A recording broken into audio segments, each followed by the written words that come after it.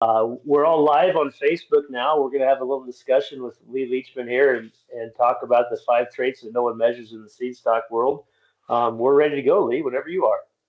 Thank you, Russ. And for those of you who don't know Russ Prince, Russ is our director of marketing and sales, and he's a great guy, runs a team of salesmen for us. That would include Jared Watson and Aaron Rasmussen and Kurt Schenkel. And we sure encourage you, if you have questions about today's presentation or any cattle that we have for sale, reach out to them. You can find their contact information in any of our sale catalogs.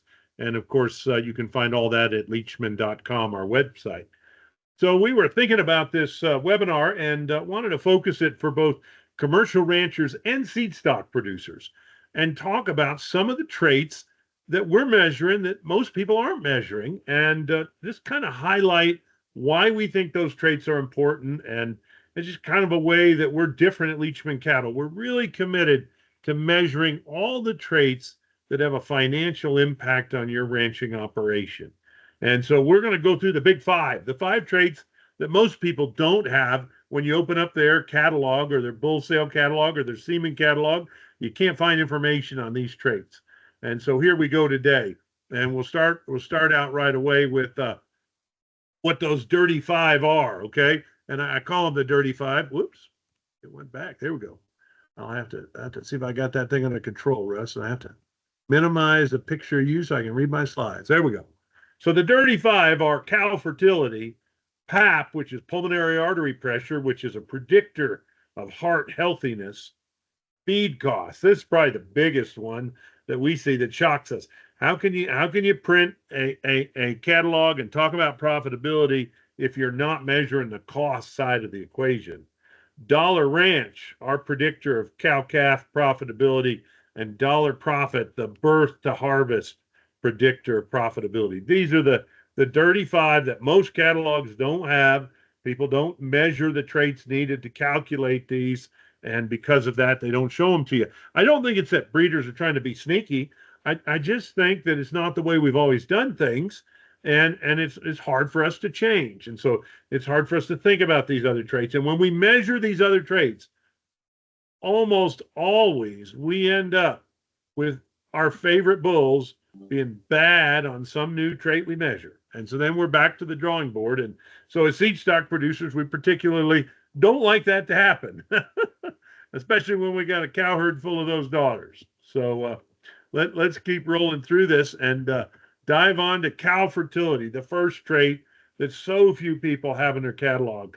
What we do is we have Zoetis analyze our data and come up with how many daughters, I said that wrong, how many calves each of a bull's daughters have on average.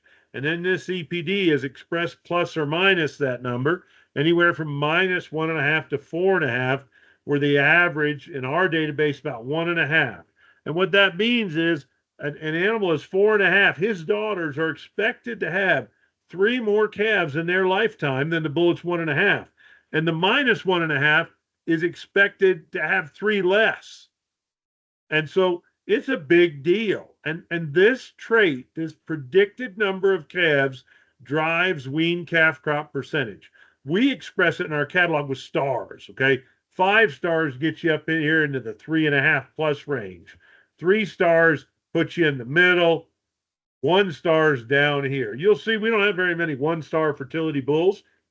That's because those bulls, from a maternal standpoint, are herd wreckers. They literally have daughters that come in the herd, might breed once, have a hard time rebreeding. By the time they should be 4 years of age, they're all gone. Okay. And that's what kills your calf crop percentage, is a poor breed back in those young females.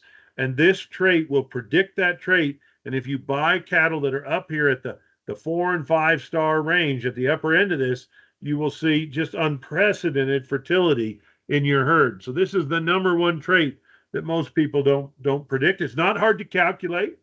All you got to do is keep track of the cows and when they calve and how many times they calve. And we're running this EPD obviously for all the folks that join us in dollar profit, breeders all across the country, all across the world, and they find this EPD incredibly helpful. Okay, the second one, pulmonary arterial pressure or brisket disease. Most British breeds are not heart healthy when you get above 5,000 feet, and it's particularly bad when you get up around 8,000 feet. We've done a ton of this testing with Dr. Tim Holt. I think we've tested somewhere in the neighborhood of 12,000 animals now. And each year we take several hundred bulls up to elevation, up over 8,000 feet, and measure them. And we turn this into an EPD, a PAP EPD. And it's the best way to solve brisket disease. About now, most people that are listening say, well, gosh, I don't run above 5,000 feet. I don't know if this really matters to me, Lee. That's why we don't have to print it. Well, it's an EPD that's now available on Angus cattle. It's available on a lot of cattle, but most people don't print it. Why? Because they don't think it's that important. Look, here's what we know. Heart failure is also a major source of death, not just at high altitude, but in the late feeding period on high percentage Angus and some red Angus cattle.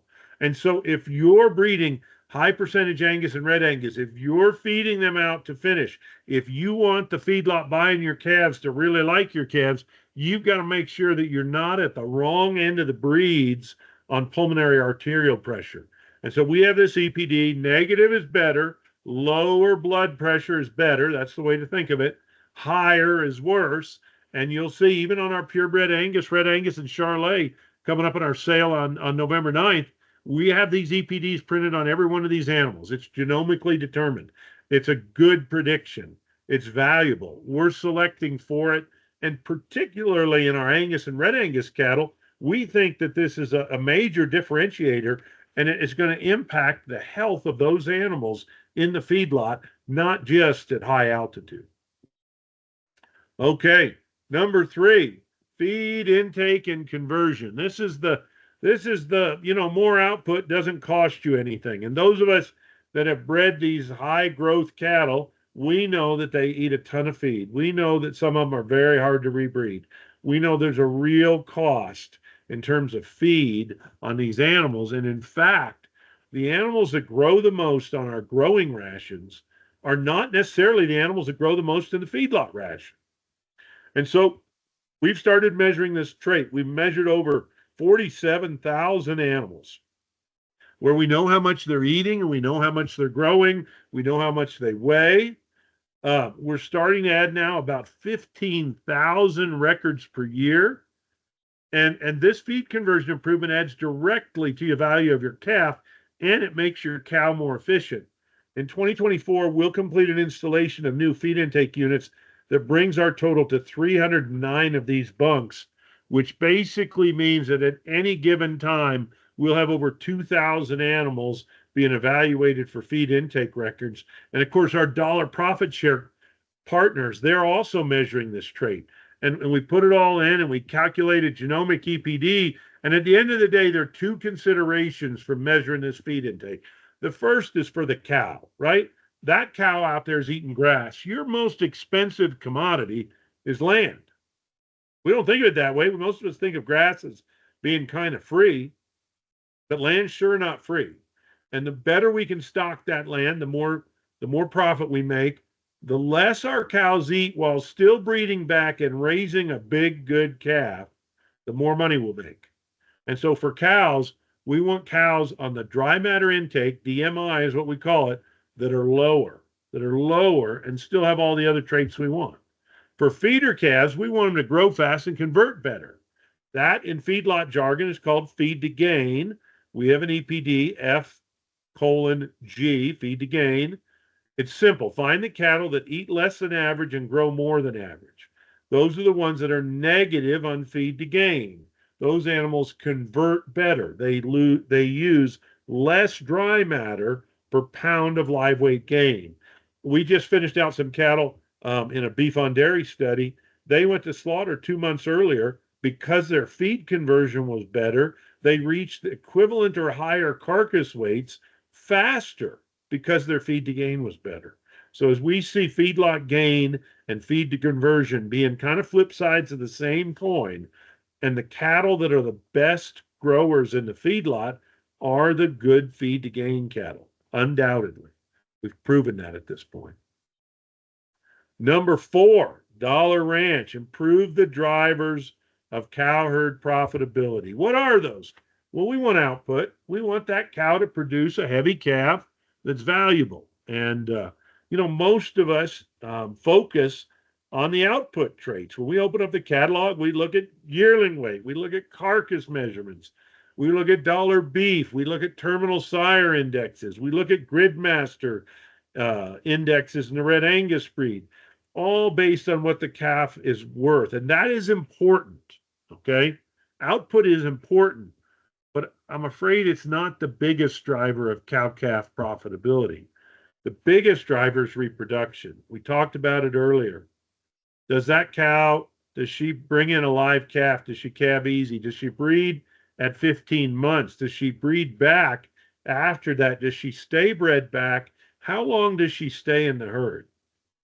And the reason this is a big driver is it costs a lot to replace a bred female, an open female. If you got an open female and you've got to replace her with a young bred female, it costs a lot of money. I mean, these bred heifers now are going to bring 2750 to 3250 this year, and probably more than that in the years to come. So putting a bred replacement heifer in your herd costs a lot of money. Then the question is, how many calves are you going to get out of her, and how much depreciation is she going to have? In other words, how much is she going to cost you per calf just to own the factory? And that's a cost that most of us don't look at. But when we look at that fertility EPD that we showed you earlier, that's in this dollar ranch, and it drives a huge amount of the value. Finally, longevity. How long does she stay? How long is she in the herd, right? How many total calves does she get? And then also, how much does she eat, right? All these things we've been talking about. Now, look, that's a complicated function, right? You're looking at output, you're looking at reproduction, longevity, cow cost. How do you make sense out of that? Our dollar ranch number analyzes all that and runs a partial budget for you.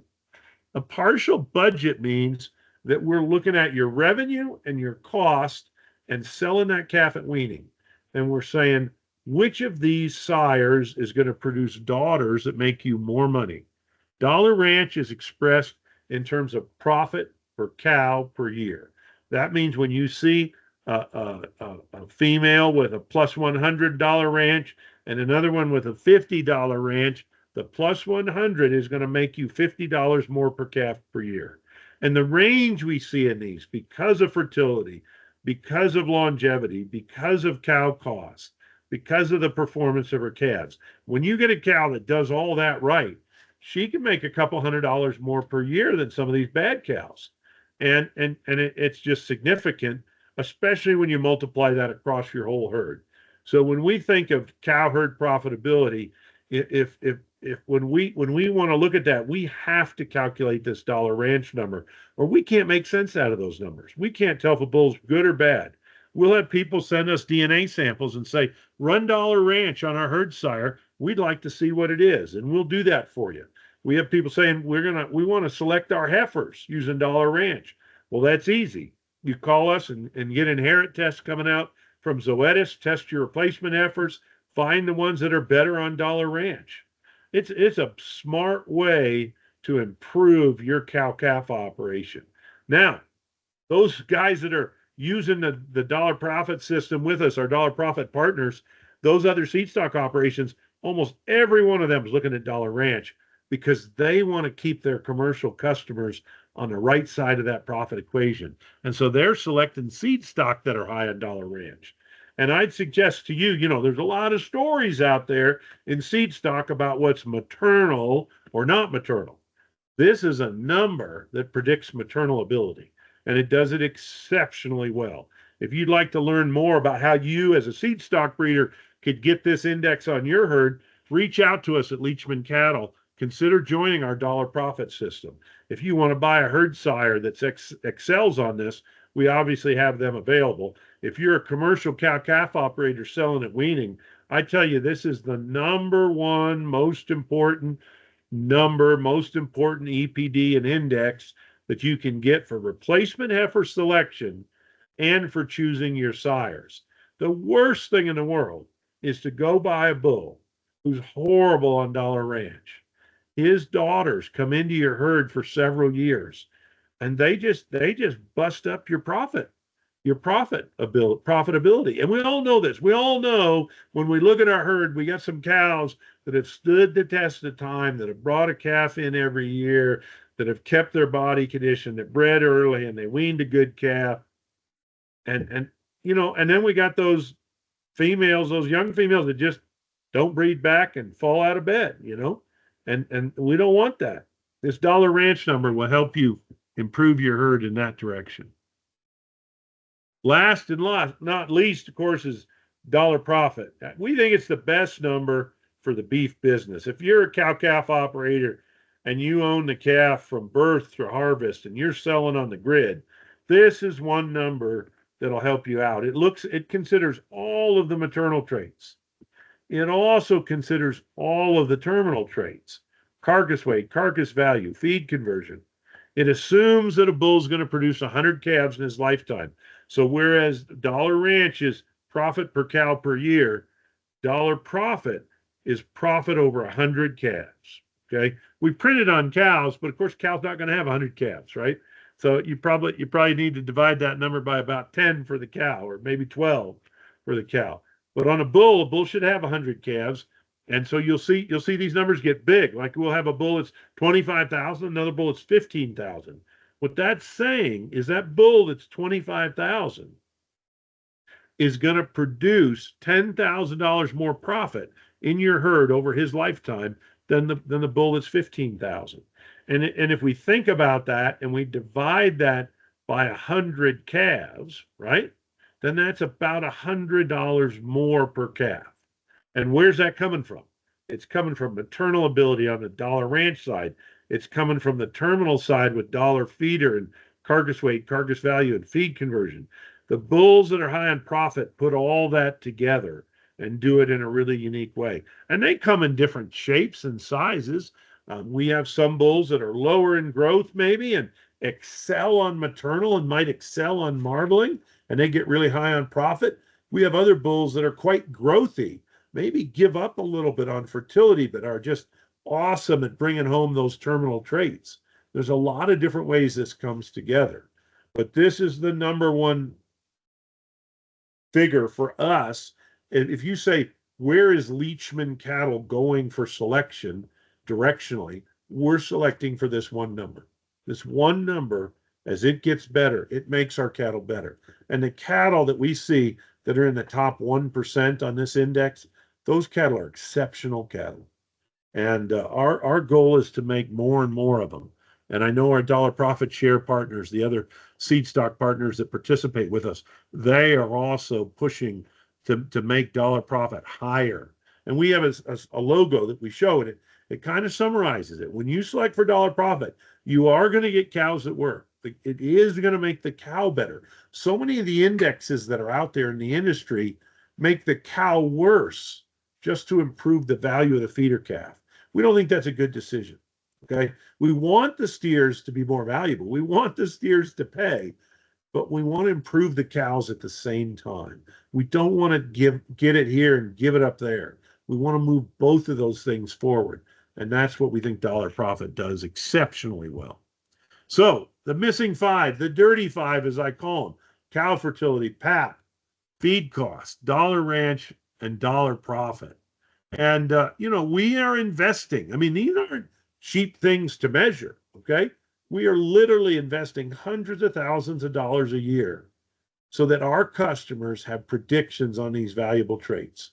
And these traits make your bull buying dollars go further. If you find a bull that's good on all the traits you're used to looking at, he's good on birth weight, weaning weight, yearling weight, marbling, ribeye, carcass weight, whatever traits you're looking at, that's not saying that's bad. What we're saying tonight is you really want to have some of these other measurements as well, in addition to those other traits. Okay. And that's really what's important. And it makes your bull buying dollars go farther. Why? Because you don't make as many mistakes. It's the mistakes that kill us. It's the bull. When we live at high altitude and we buy a bad pap bull and 30% of the calves die. I mean, that's just a train wreck. when we buy a bull that's bad on cow fertility and his daughters don't stay in the herd. When we buy a bull that's too terminal and doesn't have a good dollar ranch, or the other side, we buy a maternal bull and we put the feeder calves in the feedlot and they don't perform the way we need them to. That's where dollar profit helps you balance all that. So we think these 5 EPDs are really critical. You'll find them in every one of our catalogs. We print them in every case, and we have a sale coming up. I'll just take 2 seconds and talk about a few bulls that are available. This is our lot 1 bull. He's a red Angus bull. Russ, I don't know why we left him named Magician, but I think we should call him Houdini. I think he's a Houdini. Look at the combination of low birth, super good weaning, and yearling. They're right over here on the chart. You can see the birth is -6, the weaning 72, yearling's 120. He embodies the kind of bull that's going to leave good daughters. And look what it says about his ranch, right? We said ranch. Where's that rank? He's in the top 0.4 of 1%, right? He's right at the top of the population on that. Where's he on fertility? On cow fertility, he's 5 stars.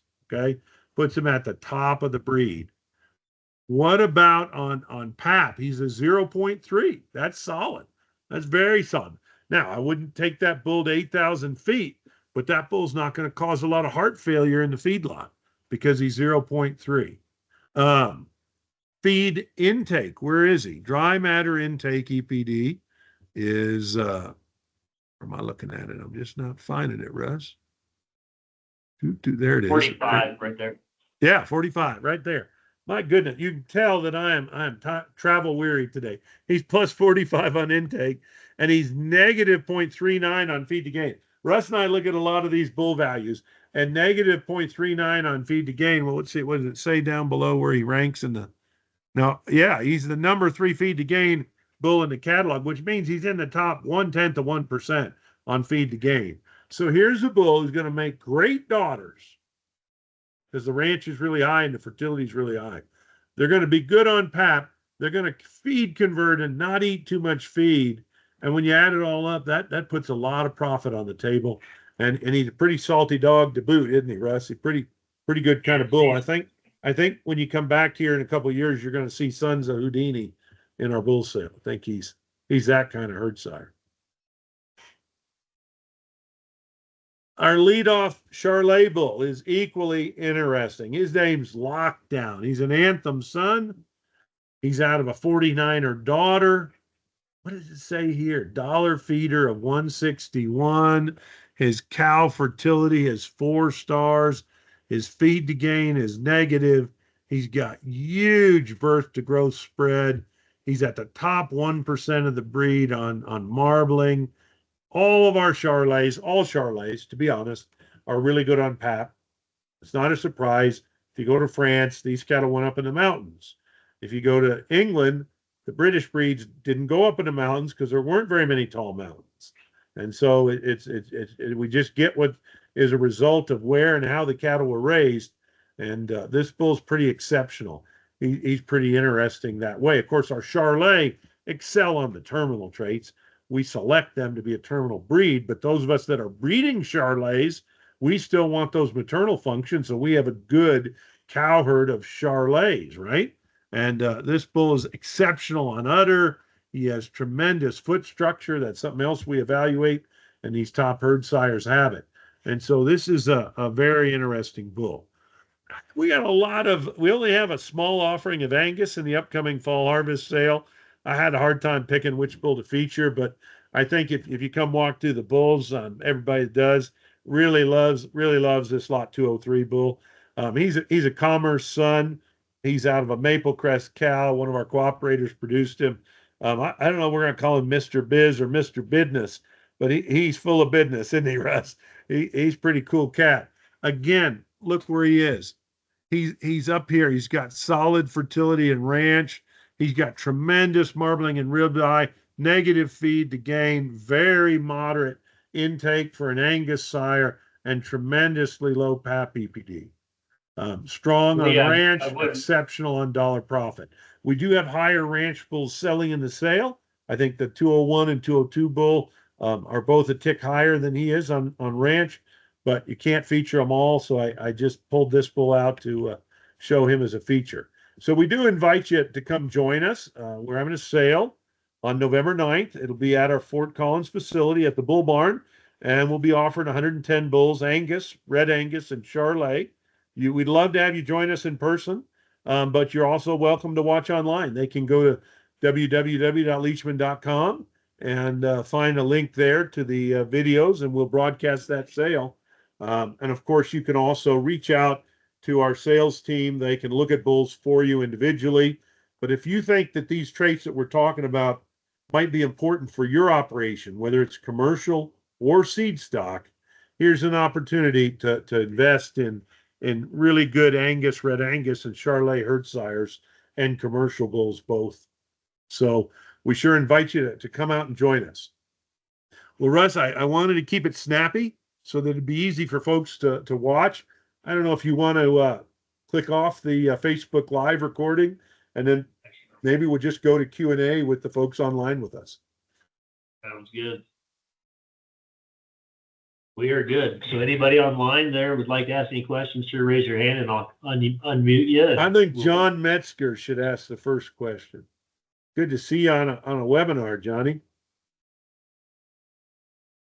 Good to be here, Lee. Just always trying to learn something. Hey, Johnny, I'll give you the quote for the day. We killed F1 jerseys at 16 months on Thursday, and they had a 951-pound carcass weight with a 15.1-inch ribeye. I would expect most of that muscle is coming from the stabilizer, right? So those of you not on the line, John is an aficionado of both Holstein and Jersey, but particularly Jersey, and has bred some of the very top Jersey cattle in the milk industry. So we count him as an expert. Thank you for joining in today, John. Were there any questions and all that, John, that came up for you? No, I think to me what impresses me the most is just the amount of data that's behind all of this.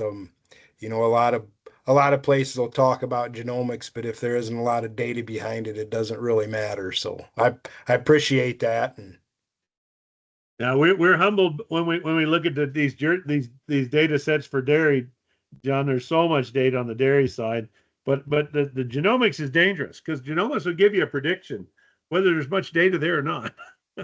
And so you got to have the data, otherwise it doesn't work so well. Agreed. Great. Yeah, Clint, did you have a question? I see you came off mute.